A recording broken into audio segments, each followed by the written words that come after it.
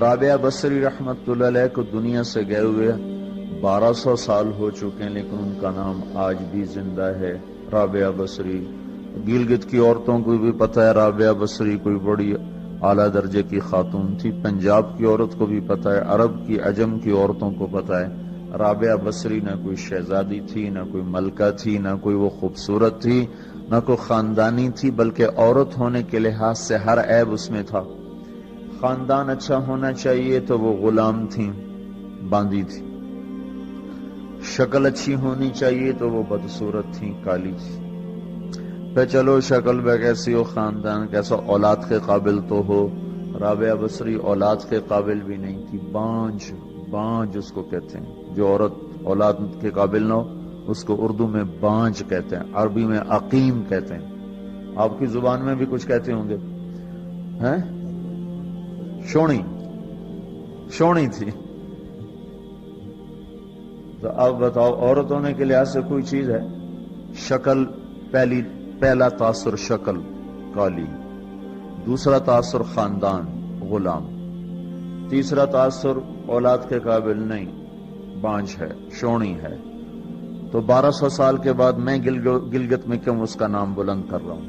میں نے کسی بادشاہ کی بیوی کا نام تو نہیں لیا، سکندر کی بیوی اور بنو امیہ اور بنو عباس کی ملکہ اور بیگمات، ان کے نام تو نہیں لیے۔ میں کہہ رہا ہوں رابعہ بصری، ان کی عادت یہ تھی، وہ روزانہ عشاء کی نماز کے بعد غسل کر کے کپڑے بدل کے اپنے خاوند سے پوچھتی آپ کو میری ضرورت ہے؟ اگر وہ کہتے کوئی نہیں ہے تو پھر پوچھتی مجھے اجازت ہے؟ وہ کہتے اجازت ہے تو پھر مصلی پہ کھڑی ہو جاتی ہے اور فجر کی نماز تک مصلی پر کھڑی رہتی تھی۔ ان کا خاوند جلدی فوت ہو گیا، جوانی میں ہی بیوہ ہو گئی۔ تو حسن بصری بصرہ کے امام، کیا سارے مسلمانوں کے امام تھے، وہ خود آئے، خود چل کے آئے کہ میں آپ سے شادی کرنا چاہتا ہوں۔ وہ کوئی شادی کا شوق نہیں تھا ان کو، وہ تو اولاد کے قابل نہیں، شکل صرف ان کی نیکی اور ان کا جو اللہ سے تعلق تھا، ان کو یہ لالچ ہوا کہ یہ میری بیوی ہو جائے تو اس کی طفیل شاید میری بخشش ہو جائے۔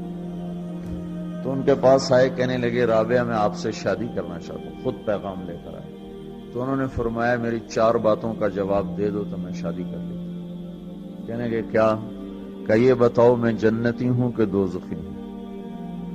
کہنے لگے یہ تو میں کچھ نہیں کہہ سکتا۔ اچھا یہ بتاؤ جب اللہ تعالیٰ قیامت میں اعمال نامے اڑائے گا، کسی کے سیدھے ہاتھ میں آئے گا، کسی کے الٹے ہاتھ میں آئے گا، میرے سیدھے ہاتھ میں آئے گا کہ الٹے ہاتھ میں آئے گا؟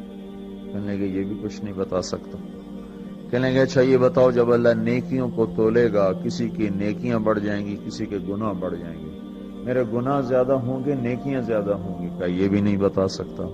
کہ اچھا یہ بتاؤ جب لوگ پل صراط سے گزریں گے، کوئی پار نکل جائیں گے، کوئی نیچے گر جائیں گے، تو میں پار نکلوں گی کہ دوزخ میں گروں گی؟ کہنے لگے یہ بھی میں نہیں بتا سکتا۔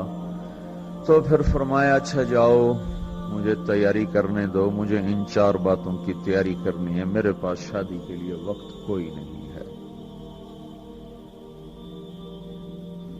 ایک دن اٹھی، سالن پکانے کے لیے سالن ہانڈی، دیکھا تو پیاز کوئی نہیں، اب پیاز کاٹ کے ہانڈی میں ڈالا جاتا ہے۔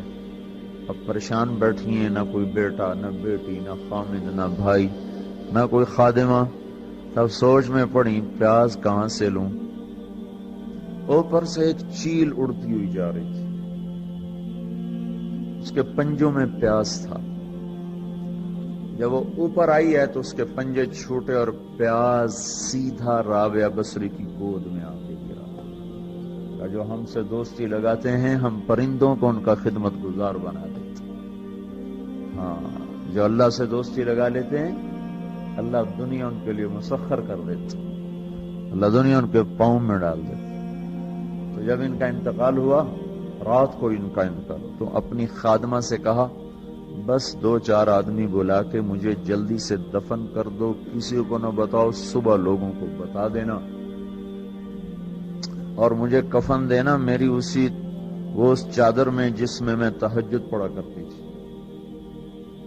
تو انہوں نے راتوں رات دفن کر کے صبح اعلان کیا، شور مچ گیا، ہائے کیوں بتایا، کیوں نہیں بتایا، کیوں؟ تو اگلی رات ان کی خادمہ نے ان کو خواب میں دیکھا، سبز لباس پہنا ہوا، حسن و جمال، سورج چہرے پہ چمک رہا۔ پوچھا آپ کے ساتھ کیا ہوا؟ کہا میرے اللہ نے میرے ساتھ بہت عمدہ معاملہ کیا۔ کہا آپ کی وہ چادر کہاں گئی جس میں آپ کو کفن دیا تھا؟ کہا وہ اللہ تعالیٰ نے اتار لی ہے اور مجھے جنت کا جوڑا پہنایا ہے، اور اس چادر کو اللہ نے سنبھال کے رکھا ہے، جب قیامت کے دن میری نیکیوں کو اللہ تولے گا تو اس چادر کو بھی اس میں تولے گا۔ انہوں نے پوچھا منکر نکیر کا کیا ہوا؟ سوال جواب ہوتا ہے نا، منکر نکیر آتے ہیں، ان کا کیا ہوا؟ کہا وہ آئے تھے تو انہوں نے مجھ سے کہا من رب کی، تیرا رب کون ہے، تیرا رب کون ہے؟ تو میں نے منکر نکیر سے کہا جس اللہ کو 40 سال نہیں بھلایا اس کو 4 ہاتھ زمین کے نیچے آ کر میں بھول جاؤں گی۔ یہ نہیں کہا ربی اللہ ہے، بلکہ ان کو یوں کہا کہ جس رب کو 40 سال میں نہ بھلا سکی اس کو 4 ہاتھ زمین کے نیچے آ کر میں بھول جاؤں گی۔ تو منکر نکیر نے کہا اس کا آگے کیا حساب لینا، چلو بھائی واپس چلو، چلو بھائی واپس چلو۔ یہ بات آپ نے حضرت عمر سے فرمائی تھی، عمر وہ کیا دن ہوگا جب تو قبر میں ہوگا اور منکر نکیر آئیں گے زمین کو چیرتے ہوئے، اور ان کے ہاتھ میں ہتھوڑا ہوگا، ساری دنیا کے انسان جن اٹھانا چاہیں تو اٹھا نہیں سکیں گے، اور ان کی آواز میں بجلی کی کڑک ہوگی، اور وہ زمین کو چیرتے ہوئے آئیں گے، ان کے دانت لمبے ہوں گے، تو وہ آ کر تم سے سوال کریں گے من ربک ما دینک من نبیک۔ تو حضرت عمر کہنے لگے یا رسول اللہ میرے ہوش ٹھیک ہوں گے؟ جیسے میں اب بیٹھا ہوں میں ایسے ہوں گا؟ تو ہمارے نبی نے فرمایا ہاں تو ایسے ہی ہوگا جیسے تو اب بیٹھا ہوا ہے۔ تو کہنے لگے پھر میں اچھی طرح ان سے نمٹ لوں گا۔ تو جبریل آئے، کہنے لگے یا رسول اللہ ہم دیکھ رہے ہیں آگے کہ عمر کو جب قبر میں ڈالا جائے گا اور آ کر منکر نکیر ان سے سوال کریں کہ من ربک، تو یہ کہیں گے ربی اللہ فمن ربکما، میرا رب تو اللہ ہے، تم بتاؤ تمہارا رب کون ہے؟ میرا دین تو اسلام ہے، تم بتاؤ تمہارا دین کیا ہے؟ تو وہ منکر نکیر کہیں گے عجیب بات ہے، ہم تمہارا حساب لینے آئے کہ تم ہمارا